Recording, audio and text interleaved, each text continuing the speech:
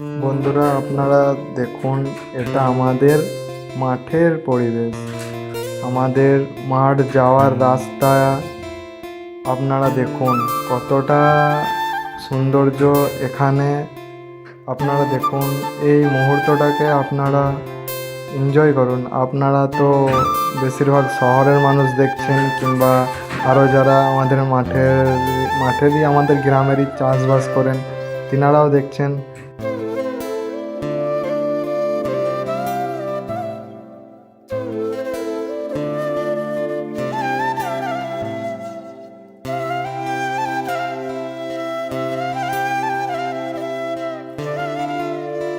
হ্যাঁ, তো এই জায়গাটা এতটা পরিবেশটা সুন্দর। আপনারা দেখুন, আপনাদের সাথে আমি শেয়ার করতে চাইছি এই জিনিসটা।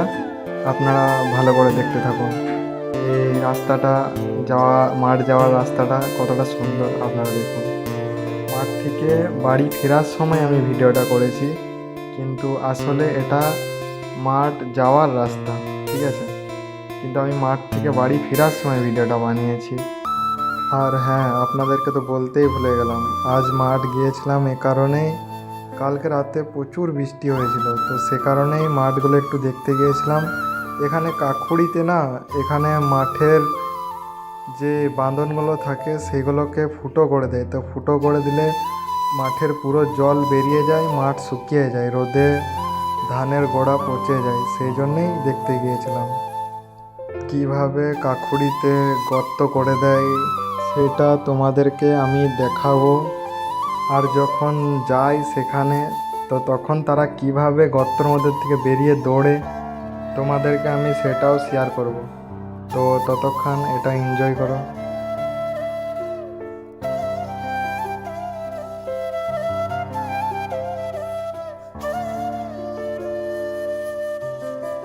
তো আমি তো এখানে একটা কথাই বলছিলাম যে আপনাদেরকে মাঠের পরিবেশটা দেখাতে পারলাম না, কিন্তু আরেক অন্য ভিডিওতে আপনাদেরকে দেখিয়ে দেব।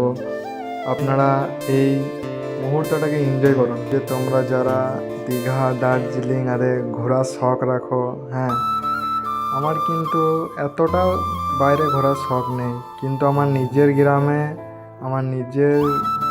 নিজের পরিবেশে তোমরা যতটা না আনন্দ পাও, দীঘা, দার্জিলিং এসব বাইরে জায়গা ঘুরে যত না আনন্দ আছে বন্ধুরা, আমার নিজের গ্রামে নিজের পরিবেশে তার থেকে দ্বিগুণ আনন্দ পাই আমি।